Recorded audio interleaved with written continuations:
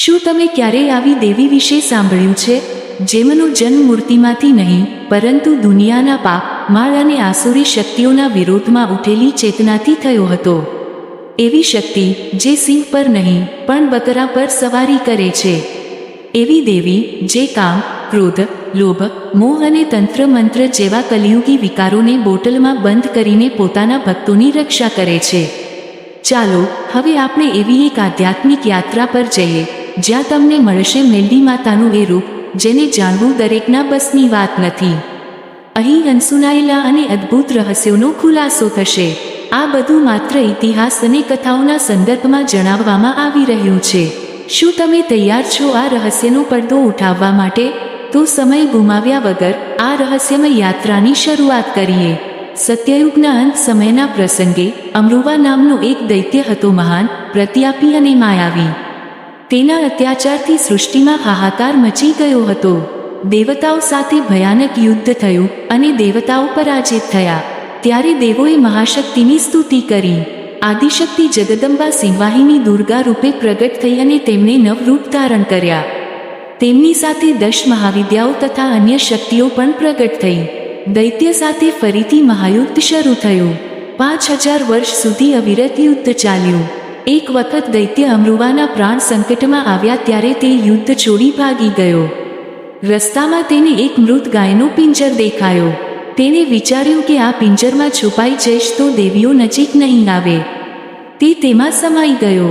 દેવીઓ તેનો પીછો કરતા ત્યાં પહોંચી. જોઈને થંભી ગઈ કે શત્રુ ગાયના પિંજરમાં છુપાયેલો છે.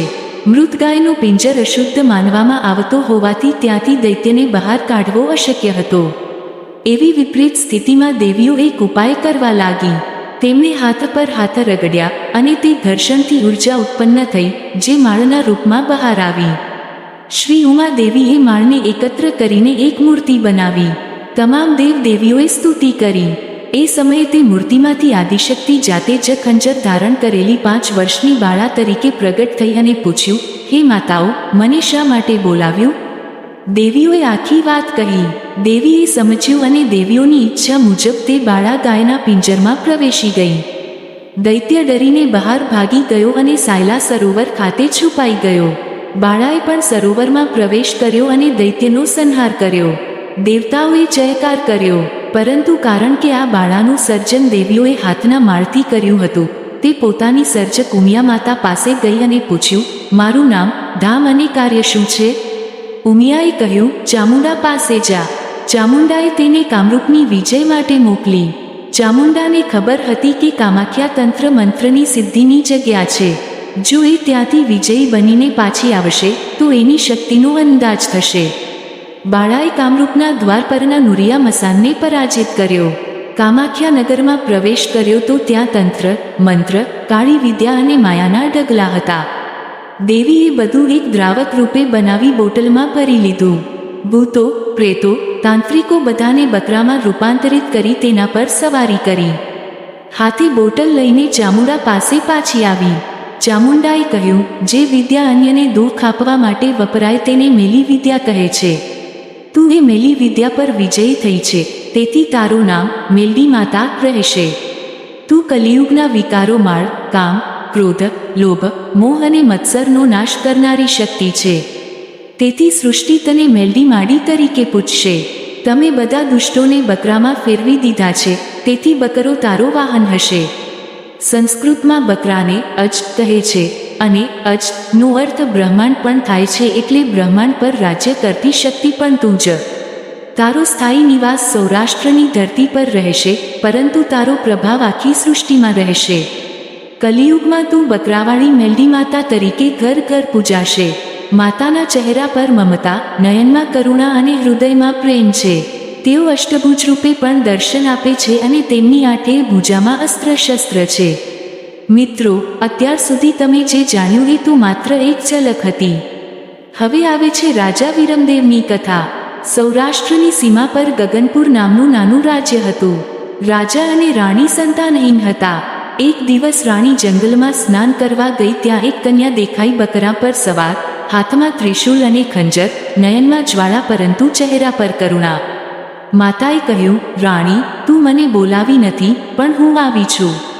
તને પુત્ર આપીશ, પરંતુ યાદ રાખજે, તે મારો સેવક રહેશે, ગાદીનો લાલચ નહીં રાખે. 9 માસ પછી પુત્ર થયો, નામ રાખ્યું વિરમદેવ.